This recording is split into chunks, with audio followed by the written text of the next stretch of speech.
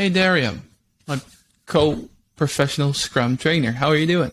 Doing great. Thank you. How are you? I'm good. I'm really warm. It's about 30 degrees Celsius. I think 95 degrees Fahrenheit, that is. Yeah, no, I don't really understand Celsius myself, so. Same. I always have some difficulties trying to recalculate that. Anyway, it's really warm over here on this side of the world. Nice. As mentioned, you are a professional Scrum trainer, and you teach the professional Scrum Master courses and the other classes. Yeah. What kind of skills do you feel that Scrum Master, whether that's an experienced or a beginning Scrum Master, what skills do they need to have? Well, I think when I was thinking about that Scrum Master role overall, I'm working with a lot of Scrum Masters, especially the ones who are still new, trying to get into this role. And I was thinking about the skills in terms of what are the must-have skills for Scrum Masters and what ones are kind of an extension for when the Scrum Master is ready to move maybe to the next steps in their career. But when I was thinking about the must-have skills, what always comes up are things related, well, first of all, to the knowledge of Scrum, because the Scrum Master is the representation of Scrum in any organization. They have to know Scrum. They need to be able to explain it, right? But in order to be able to explain it, they need to be a good teacher, because we have a lot of very complex concepts in Scrum, in Agile overall, and being able to explain those concepts in such a way that people can easily understand and actually apply them, that definitely is a must for me. Then, of course, we look at skills, like coaching, facilitation, mentoring, and I think those are definitely needed. I look at them as core skills, but I feel like they're not yet a must. You have to have that Scrum knowledge, you have to be a good teacher, and then I feel what really helps a lot of Scrum Masters, the great Scrum Masters I see, people who are able to kind of get the job and start pretty quickly, are the ones who are good learners. Like, those are the Scrum Masters who will go a long way because they are always in that perpetual learning. They are continuously improving. We teach continuous improvement to others, so we need to be able to do that ourselves. Yeah, so they should have a growth mindset instead of a fixed mindset. Yeah. And there's also a difference between doing Scrum and doing professional Scrum. Right? Mm-hmm. Everyone seems to be riding the Scrum and the Agile and hype train these days. So you see a wild growth of Scrum Masters popping up in all the related accountabilities, related roles. What do you feel is the difference between professional Scrum and just doing Scrum? Oh, that's, I think, a tricky topic, right? A lot of people believe they are doing Scrum, that they are doing Agile, and I'm highlighting the word doing, but in reality it is not true. And I feel that professional Scrum is about principles and values and really being able to understand that those underlying reasons for using Scrum and Agile, rather than processes or even just the framework itself. Kind of when, both of us are trainers, we went through the whole process.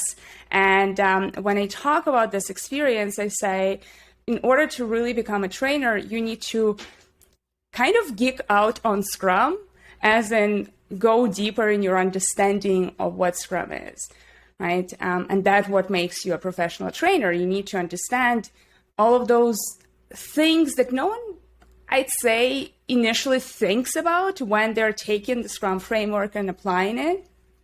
But we look at it in that way, right? Daily Scrum, how is it connected to transparency, inspection, adaptation, right? How does it help us with Scrum values? So when you start seeing those connections and really focus on those values, I think this is where you get the highest benefits from Scrum and Agile in general.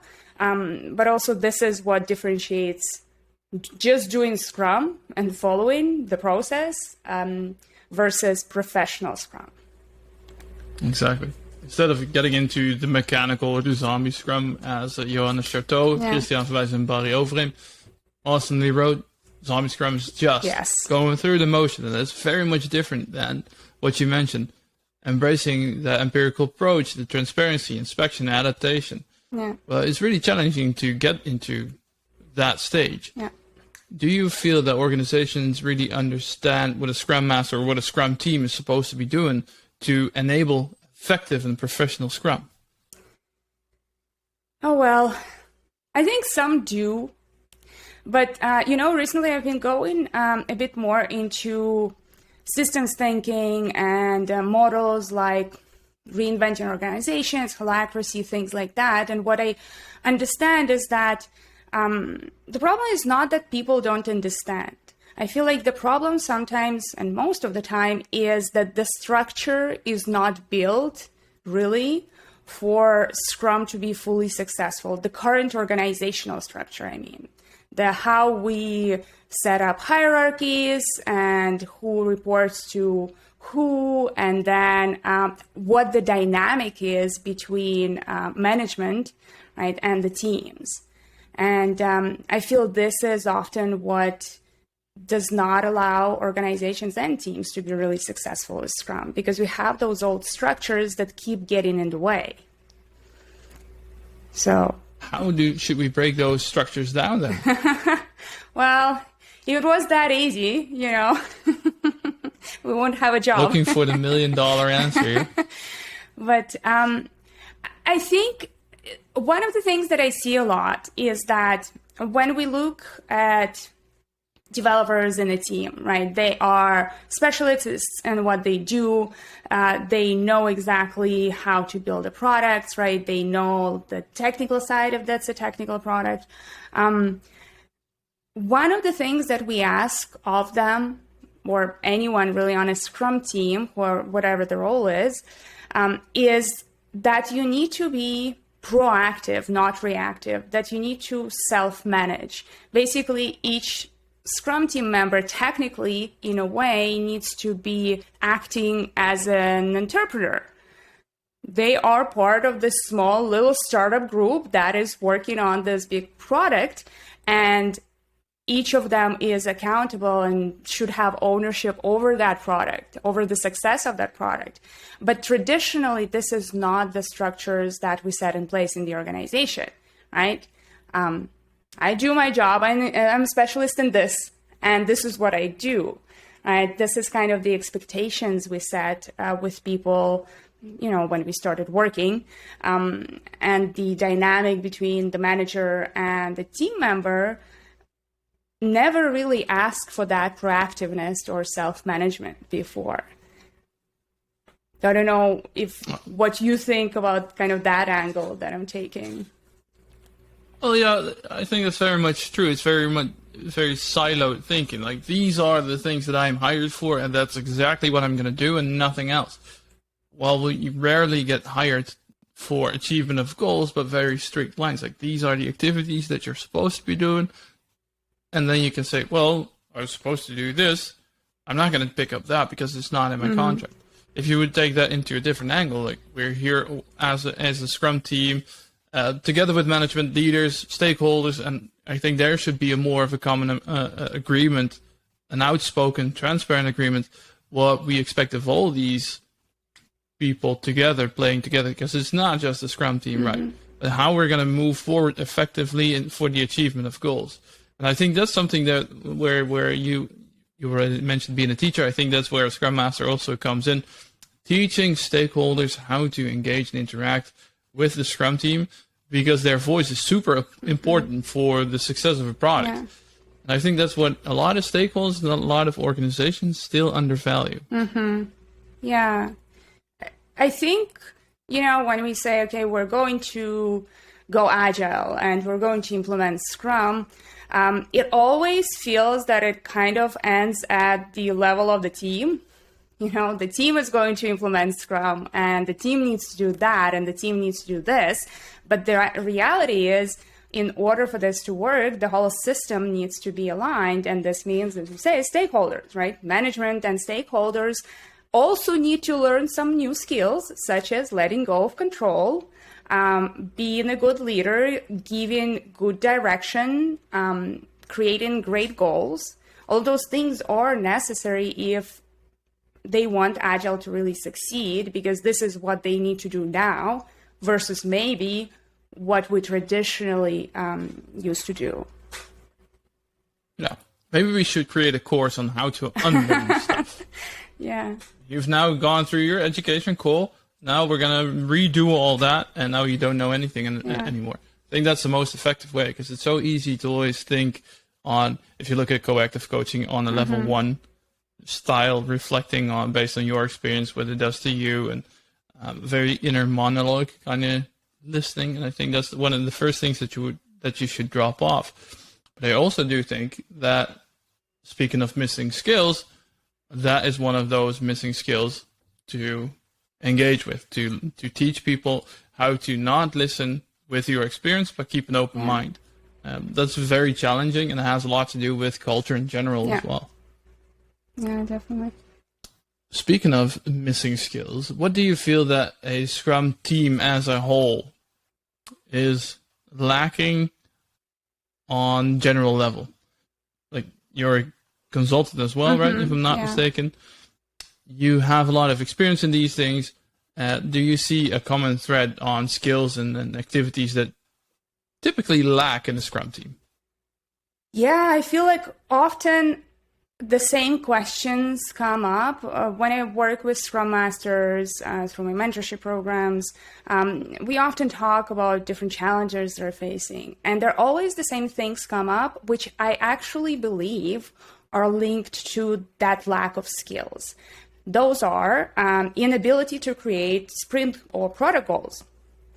That is a very common thing, and a lot of teams just say, well, we just can't do it. It just doesn't work for us. But I think this is really related to the skills of creating goals, because, you know, personally, even when we work on our personal goals or maybe our business goals as small business owners, it is difficult to really set up good goals.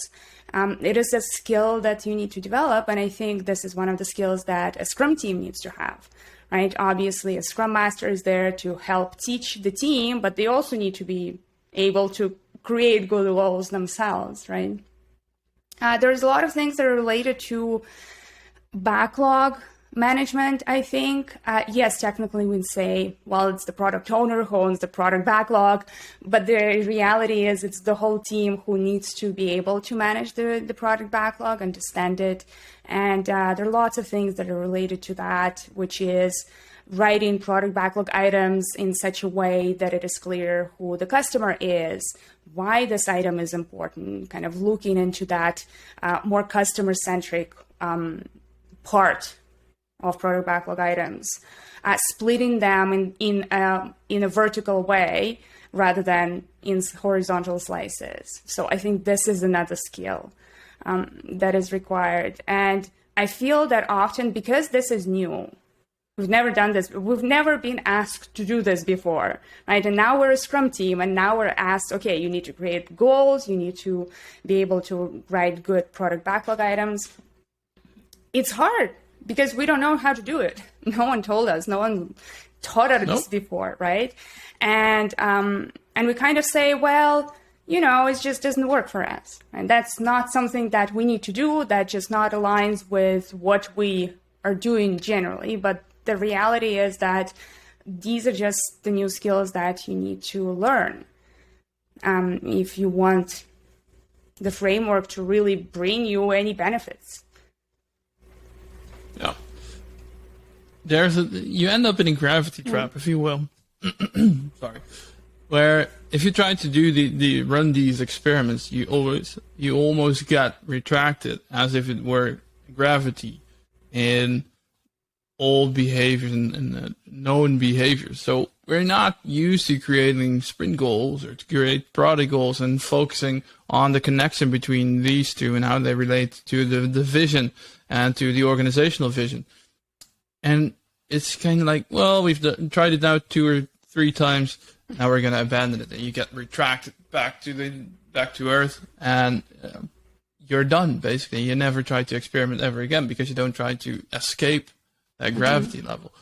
What would be first steps to still be focusing on escaping that gravity trap?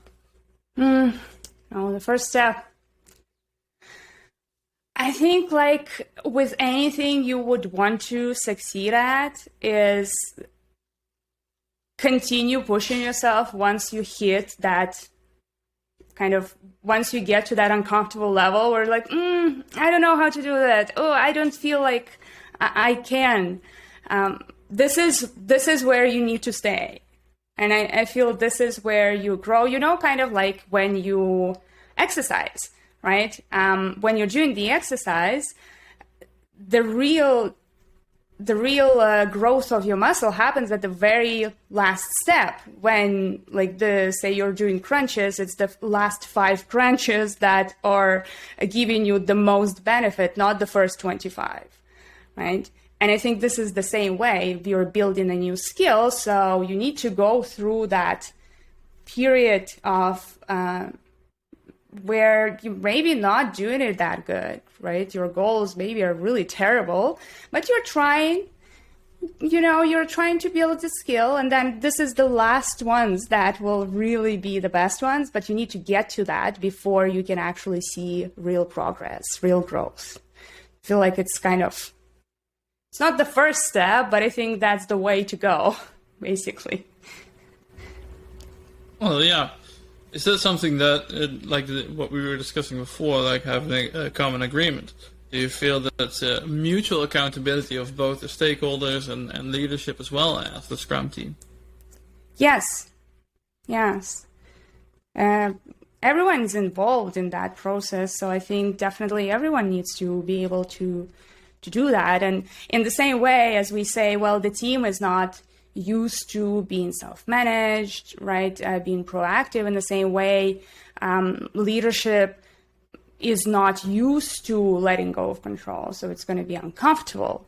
This is also a skill of being able to do that. And as we go back to, obviously, the principles behind Scrum, and we see the need for trust and courage, right? These are extremely important for the whole system to really work, for the framework to be beneficial. So in order to have that, you need to, at some points, push yourself into that zone of uncomfortability. Yeah. That's super challenging, especially because it's so ingrained in the way that we work. And you mentioned trust. I think that's one of the hardest things to actually trust people. Some people say, well, trust is earned. Others say it's given.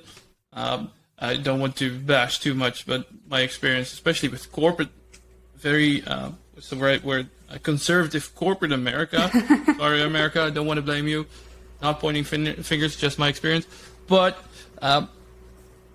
it feels like people are saying we have to trust people, yet we still need to check upon their work.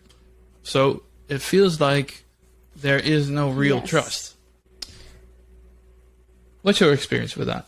I think I've seen, and not only in America, I've seen people being very scared, to be honest, by that word, trust. What do you mean I need to trust others?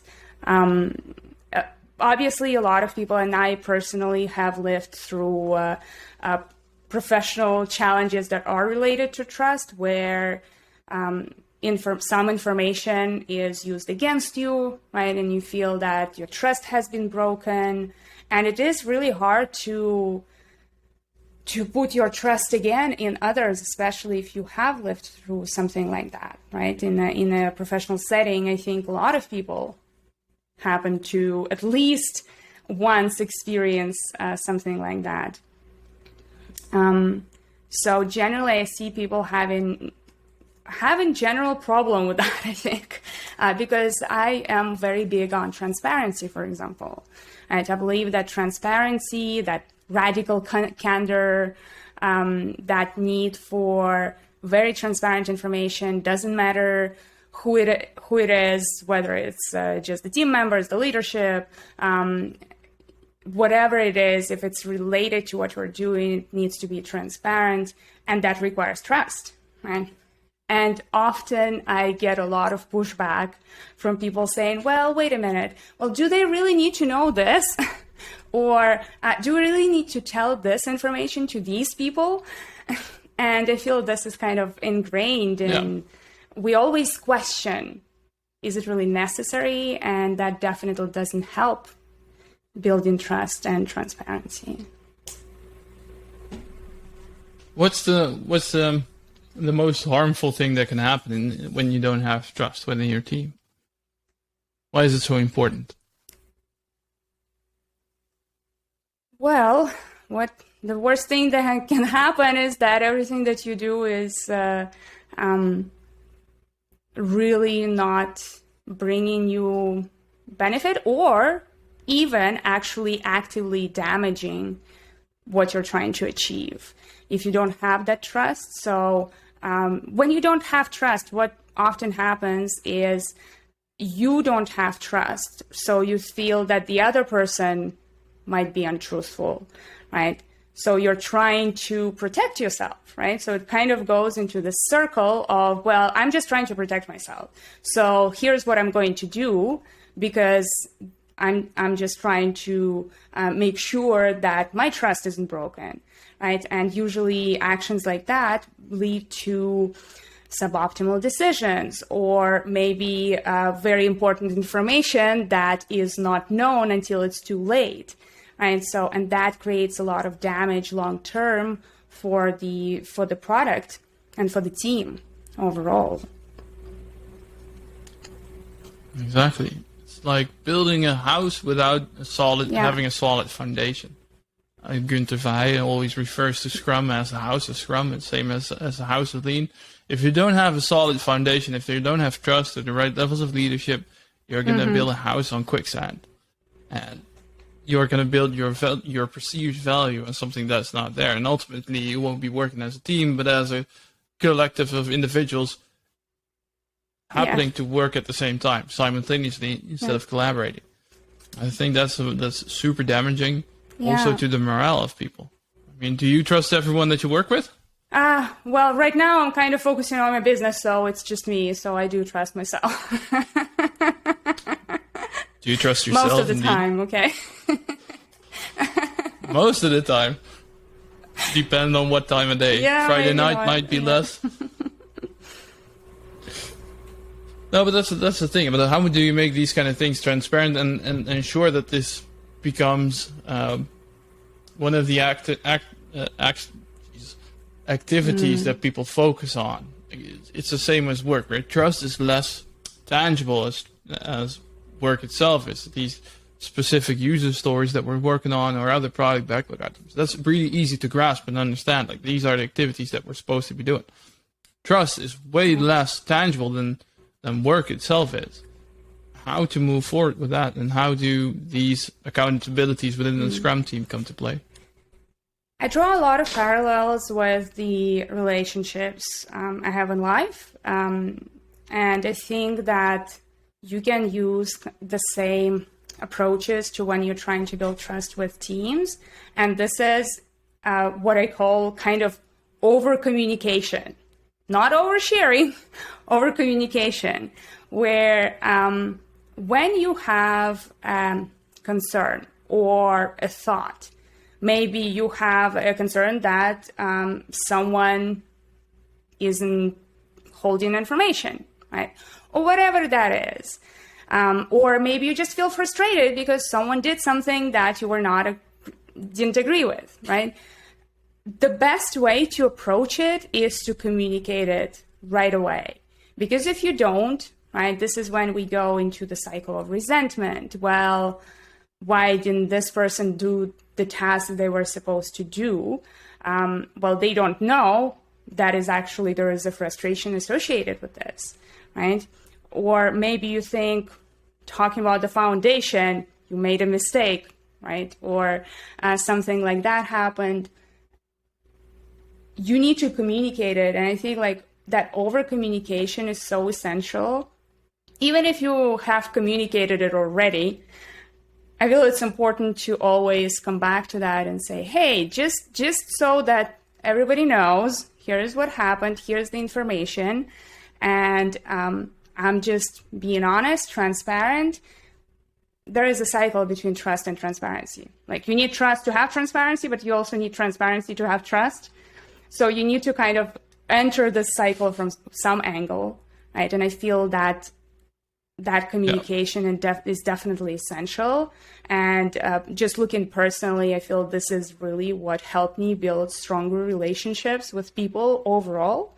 And I think this is what can build really strong teams. But it's really easy to point at fingers. Daria, you need to be transparent. You need to trust me. And this is the annoying thing my therapist always says. If you want someone else to change, you got to start with yourself. Then a good question would be, how can I help this situation? What can I do to wrecking my keyboard? But what can I do to ensure more transparency and to support this change? And I think it's really easy to look at what other people are supposed to be doing and what they need to change. But having a real good look at yourself, I think that's one of the most demanding as well as challenging yet rewarding things that someone can do. 100%. What do you feel that the product owner in that sense could help to support this gradual change in the organization? Well, as the product owner has kind of the closest path to stakeholders. They do represent their views, right? They have a lot of that stakeholder management happening. And I feel this is their connection to that other layers of the organization where they can build that foundation for trust. In the same way as you say, well, you first need to look at yourself, and that's where we're coming back to that courage topic. Well, you need to be courageous, right? And I feel like the whole Scrum team really needs to work together on it, because yes, the product owner has the closest connection to stakeholders or to leadership for that matter. But I feel that the whole Scrum team needs to support it, right? The Scrum Master in the same way needs to be there to support the product owner in tough conversations or maybe tough decisions they need to make. And I feel this definitely helps through using sprint reviews, right? That's a perfect opportunity for the whole Scrum team to come together and help everyone to start building that trust, not just the product owner. So I wouldn't single out one person of the Scrum team. So I think that it is important for kind of everyone to be on the same page. And what I'm thinking, kind of coming into my mind, as you say, well, you need to look at yourself, right? And that applies to every single person in the Scrum team. And the way I do it as a Scrum Master is I'm being very upfront with the team, where I say, hey, I don't know everything. I definitely don't know your expertise, right? So I put my trust in you. I know that you are doing a great job. You're professionals, but I don't know things. I'm going to be asking some stupid questions, right? And if, say, we are facing a challenge and I don't really know what the right solution is, I'm going to say it. Look, I actually have no idea how to approach it. Let's figure it out together. And I feel that every single member of the Scrum team, obviously including the product owner, need to be able to do exactly the same thing. So when the team comes together, for example, in a sprint review, if one person says, hey, I don't know, or I made a mistake, everybody else is there to back them up and not say, well, actually, I knew exactly what happened, right? So you did make a mistake. You messed up big time, man. I think that's a core fundament of, as they call, vulnerable leadership, or creating that psychological safe environment. Things as easy as saying, hey, I don't know, or I made a mistake, please help me, or I'm struggling with this, what do you think? I think those kind of questions open up a new area for other people to pitch in as well, to feel more comfortable and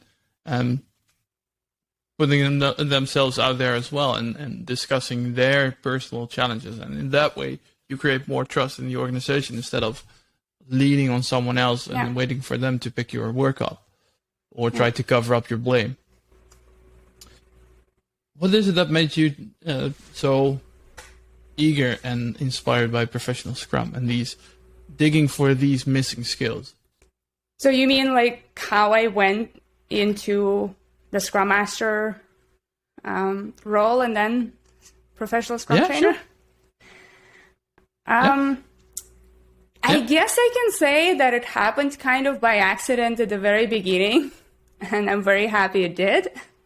I used to be a content manager, so nothing technical at all, but the organization I was working with was going through an agile transformation, and I heard that there is a Scrum Master role. I started to research it and look into it, and it sounded nice. I felt like, okay, this sounds like a good progression for me from where I am right now. And honestly, I think especially after a couple of years in the role, when I started to be a real Scrum Master, I just could see, I really started to enjoy the role because I was able to create great connections with my team members. I could see the results of my work through the results of their work. Just being able to see teams, enjoying their work, coming to work, enjoying working together, having fun. And what it led me to thinking, we spend so much time at work. We can't waste it on being constantly unhappy or unsatisfied at work. So how can we create environments where we actually enjoy what we do? And I feel that Scrum Master role, professional Scrum, actually helps me achieve that purpose, helps me create environments where people thrive. So, yeah. That's beautiful.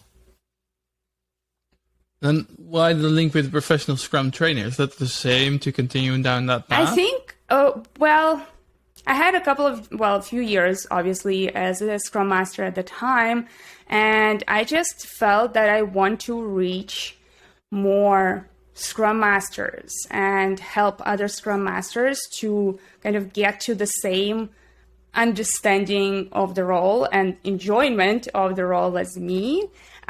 It was a tough path for me for the first couple of years. And then after that, when I really understood the role, I really was getting some great results from my work.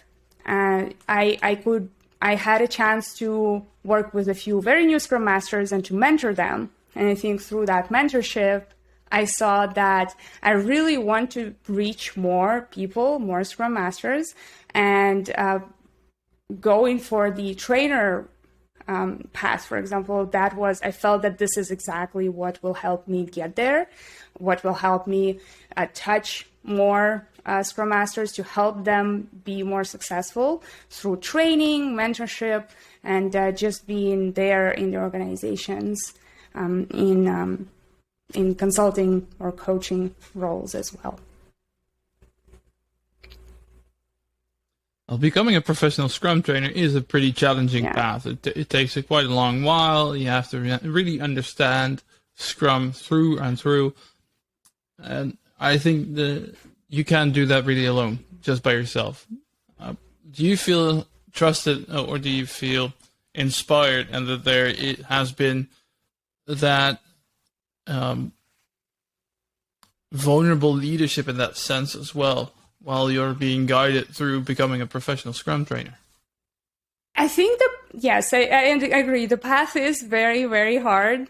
I think even though we see what the steps are at the beginning before applying, no one really prepares us for the path still. And I got very lucky because I had a few people around me who were Scrum trainers already, and they definitely supported me during this path. So here in Canada, and that definitely helped me. And as you say, that vulnerable leadership, I feel that this is more of being open, being there, and being willing to help, instead of saying, well, I don't have time, right? Or I am doing this, you're way too far behind me, talk to me when you're here, right? And I feel that definitely helps. Just the community allows people just to connect with each other. I reached out to so many trainers and most of them replied to me, and that definitely helped. And I feel that generally what the community is about is that community aspect, right? We're in it together. Let's work together. Let's help each other. And that, I think, kind of comes from that sense of vulnerability as well. Yeah. Would you have been able to achieve such a professional level if there was a perceived lack of trust and courage and this vulnerable leadership? On the trainer side, you mean? Huh. Yeah. A hard question. I don't know. Maybe not. I don't know. I think that this already implies or demonstrates why trust and that level of leadership is so important, whether that's becoming a professional Scrum trainer or in the profession that you're working on as a Scrum Master, as a developer, or whatever work that you're doing in any complex domain. Trust is super important.